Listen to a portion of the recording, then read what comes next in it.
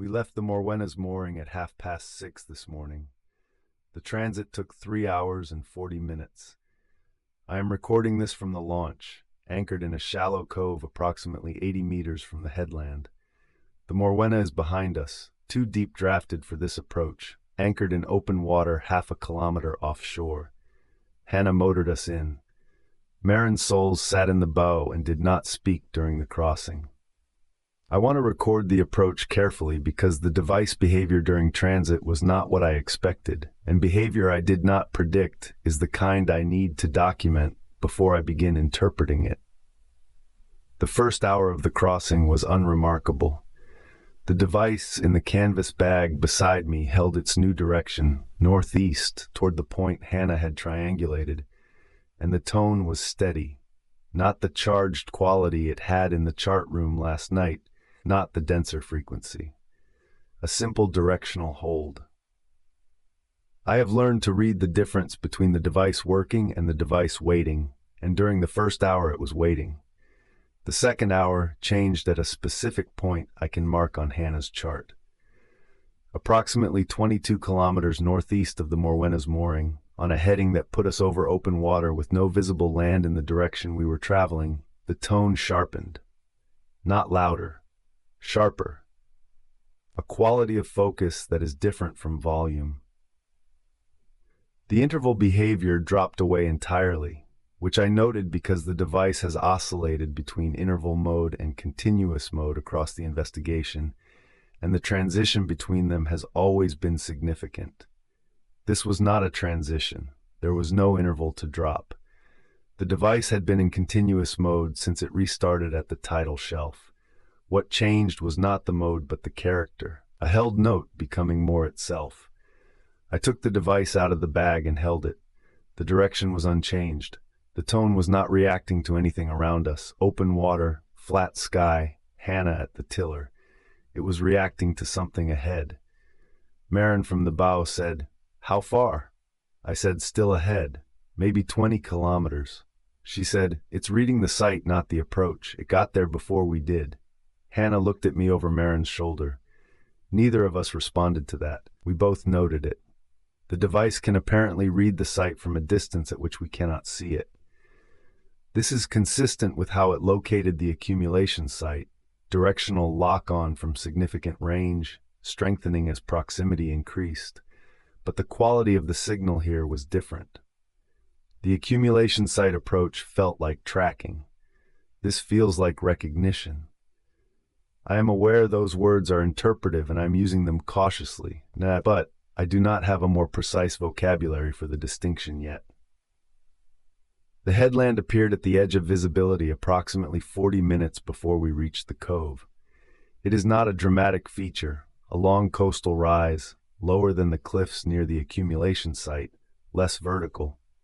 The stone is a similar color, similar composition to my eye at distance, but the formation is different. Where the accumulation site headland is a cliff face, this one slopes, accessible from the shore, the kind of terrain you could work on without equipment. Hannah brought the launch in slowly once we entered the shallower water. She had the nautical chart weighted on the seat beside her, but she was not looking at it.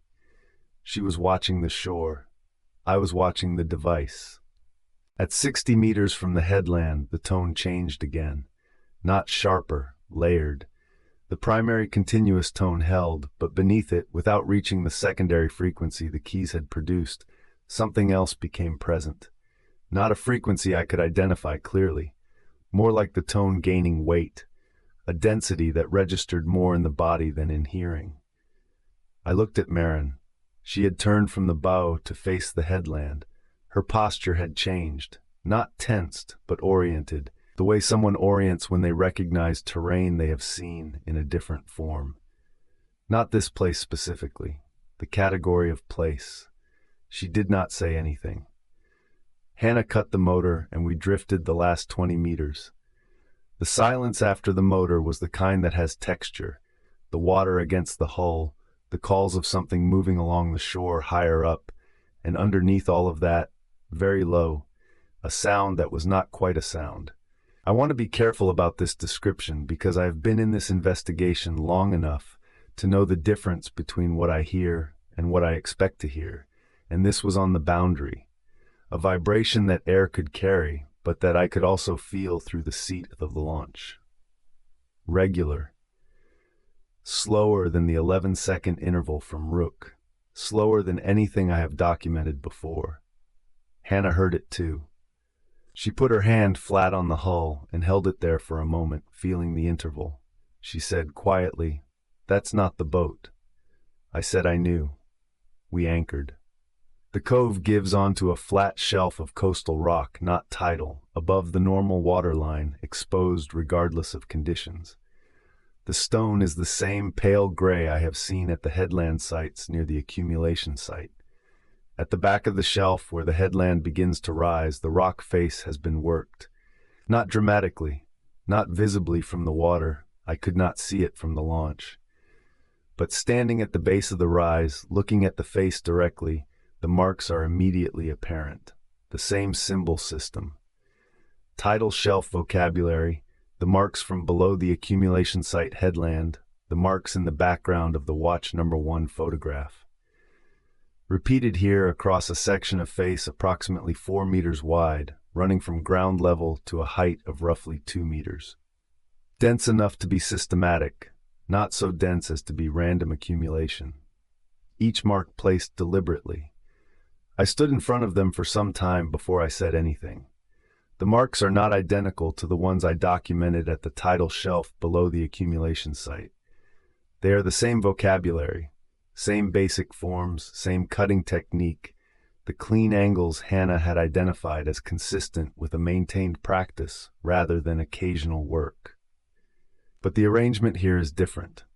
At the tidal shelf, the marks covered a large area in a pattern I could not decode, too large to see as a whole from any single position. Here, the arrangement is contained.